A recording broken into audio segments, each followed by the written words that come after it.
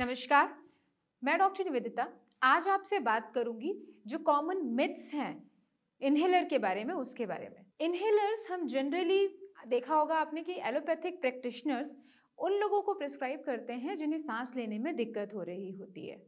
ज्यादातर ये case asthma का या सीओपीडी का होता है। अगर हम पुराने 1-2 साल पहले की बात करें तो कोविड केसेस में भी इन्हेलर को बहुत ज्यादा यूज किया गया था। तो इन्हेलर क्यों यूज करते हैं, इसका रीजन ये है कि अस्थमा में आपकी जो लंग्स हैं उसमें ब्रोंकियोल्स और एल्वेलाइज होती हैं जहां पे गैसेस का एक्सचेंज होता है। अस्थमा में एलर्जेंस की वजह से इनमें सूजन आ जाती है, जिसकी वजह से सांस का आना जाना दिक्कत हो जाती है। तो इसी की वजह से सांस फूलती है, आपको अपने नॉर्मल काम करने में प्रॉब्लम आती है, चेस्ट में पेन होता है, जकड़न लगती है और सो ऑन।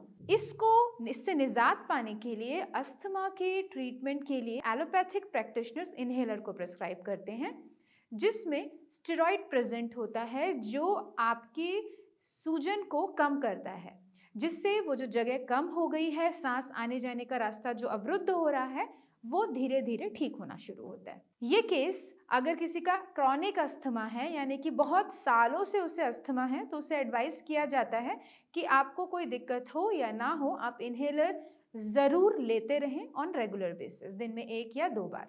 इसके मिथ्स के बारे में बात करेंगे, मतलब ऐसी कई सारे मन में अवधारणाएं हैं कि क्या इन्हेलर हम लॉन्ग टर्म पे लेते हैं तो प्रॉब्लम होती है, और अगर होती है तो क्या क्या प्रॉब्लम होती है। जब हम इन्हेलर की बात करते हैं तो सीधा सीधा स्टेरॉइड्स उससे जुड़ा हुआ है, और स्टेरॉइड्स के बारे में हम सभी जानते हैं कि स्टेरॉइड्स के बहुत सारे साइड इफेक्ट्स होते हैं, जैसे कि एकदम से वेट बढ़ जाना, आपकी इम्यूनिटी पे इसका प्रभाव आना, आपकी हड्डियों का कमजोर हो जाना, क्योंकि बोन डेंसिटी इससे धीरे धीरे कम होती है, और ऑस्टियोपोरोसिस ऑस्टियोपिनिया के लिए आप प्रोन हो जाते हैं। इसके साथ में आपकी किडनी पे, आपके हार्ट पे इसका प्रभाव पड़ना, और जितने भी क्रॉनिक डिजीजेस हैं उन सभी डिजीजेस के लिए आप प्रोन हो जाते हैं, यानी कि आप में उन डिजीजेस का होने का खतरा बढ़ जाता है। स्टेरॉइड्स का नाम आते ही इन सारी चीजों का हमारे दिमाग में ख्याल आता है, लेकिन ये जानना बहुत ज्यादा जरूरी है कि स्टेरॉइड्स आप ले किस तरीके से रहे हैं। आपको स्टेरॉइड्स दिए जाते हैं सिर्फ लोकली। लोकली मतलब आप जब ये दवाई डाल के मुंह के रास्ते दवाई को ले रहे होते हैं, तो ये सिर्फ आपके लंग्स तक दवाई जाती है, आपके पूरे शरीर में नहीं जाती है, in comparison to oral steroids. मतलब जब हम स्टेरॉइड को दवाई के रूप में खा रहे हैं तो पहले वो दवाई आपके पेट में जाएगी, वहां पे एब्जॉर्ब होगी, वहां से ब्लड सर्कुलेशन में आएगी, और ब्लड सर्कुलेशन के थ्रू जहां पे उस स्टेरॉइड की रिक्वायरमेंट है वहां पे जाएगी। इस ओरल मेडिसिन के केस में आपका ये स्टेरॉइड पूरे शरीर पे प्रभाव डालता है, तो उसके अच्छे और बुरे प्रभाव पूरे शरीर पे होते हैं। लेकिन जब हम इन्हेलर की बात करते हैं तो इन्हेलर में वो दवाई सिर्फ आपके लंग्स में जा रही है।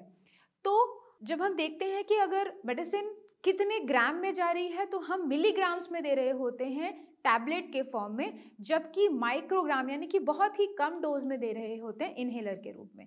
तो ये एक बहुत ही सेफ माध्यम है अगर आप इन्हेलर ले रहे हैं तो। ये दवाई जब आप लेते हैं इन्हेलर के थ्रू, तो आधी दवाई ही आपके लंग्स तक पहुंच पाती है, आधी आपके मुंह तक रह जाती है। तो इसीलिए ब्लड सर्कुलेशन में भी बहुत ही कम अमाउंट में ये आपके जाती है। आपको ये जानना बहुत ज्यादा जरूरी है कि इन्हेलर आप ले कितनी बार रहे हैं और कौन सा इन्हेलर ले रहे हैं।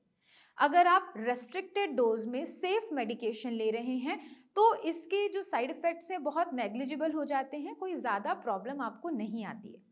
लेकिन अगर आप इसको बहुत ज्यादा, मतलब किसी भी चीज की अति खराब होती है, अगर आप इन्हेलर बहुत ज्यादा ले रहे हैं और कई सालों से ले रहे हैं, तो कहीं ना कहीं इसका साइड इफेक्ट डेवलप होता ही है।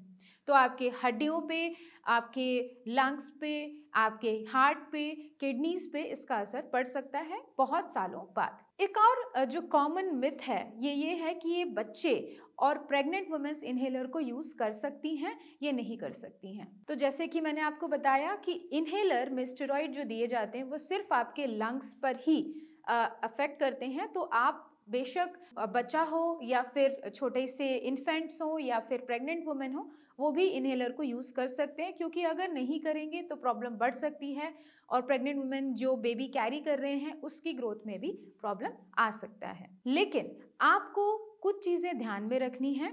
तो ये एक स्टेरॉइड है, तो आपके मुंह में अगर ये चिपका रह गई ये दवाई तो आप प्रोन हो जाते हैं फंगल इन्फेक्शन के। ओरल फंगल इन्फेक्शन यानी आपके मुंह में फंगल इन्फेक्शन होने का खतरा बढ़ जाता है। आपकी आवाज बदल सकती है, आपको सोर थ्रोट हो सकता है, गले में दर्द हो सकता है, इसी तरीके की कुछ प्रॉब्लम्स आपको आ सकती हैं। तो इनसे बचने का उपाय ये है कि जब आप दवाई ले लें उसके बाद अपने मुंह को गर्म पानी से या नॉर्मल पानी से रिंस कर ले, वॉश कर ले, ताकि उसका जो साइड इफेक्ट है वो आपको ना हो, कोई किसी तरीके के इन्फेक्शंस आपके मुंह में डेवलप ना हो। सबसे कॉमन साइड इफेक्ट जो अस्थमेटिक पेशेंट्स जो इनहेलर्स यूज कर रहे हैं लॉन्ग टाइम से, उनमें देखने को मिलता है वो होता है उनकी ग्रोथ। मतलब अगर एक बच्चा बचपन से इनहेलर को यूज कर रहा है तो उसकी हाइट और उसकी हेल्थ में शायद थोड़ा कमी रह जाए, 1 सेंटीमीटर 2 सेंटीमीटर से लेकर in comparison to other person, क्योंकि उन्हें सांस लेने में, उनको नॉर्मल उनकी ग्रोथ में जो आपकी ऑक्सीजन, ब्लड सर्कुलेशन, इन सब चीज़ों की रिक्वायरमेंट होती है वो in comparison to other person asthmatic patients में कम हो जाती है। तो आपको ये प्रॉब्लम देखने को मिल सकती है। तो कोशिश करें कि आयुर्वेदिक तरीके से या नेचुरल तरीके से अपनी इम्यूनिटी पे आप काम करें और इनहेलर से जितना हो सके आप दूर रह पाएं और धीरे धीरे आप अपनी प्रॉब्लम को रिजॉल्व कर सकें, क्योंकि इनहेलर आपको सिम्टोमेटिक रिलीफ दे देती है, आपकी प्रॉब्लम को कंप्लीटली रिजॉल्व नहीं करती है, रिवर्स नहीं करती है। तो अपनी प्रॉब्लम को समझ के उसका निदान समझें, कॉजेस समझें और उसका ट्रीटमेंट प्लान करें ताकि आप एक हेल्दी लाइफ जी पाएं। इस वीडियो को देखने के लिए धन्यवाद। अगर आपके मन में कोई भी क्वेश्चंस हैं या अस्थमा के लिए आप ट्रीटमेंट प्लान करना चाहते हैं, डाइट प्लान करना चाहते हैं, आप इन नंबर्स पे फ़ोन करके हमसे बात कर सकते हैं या कमेंट सेक्शन में कमेंट करके भी बात कर सकते हैं। धन्यवाद।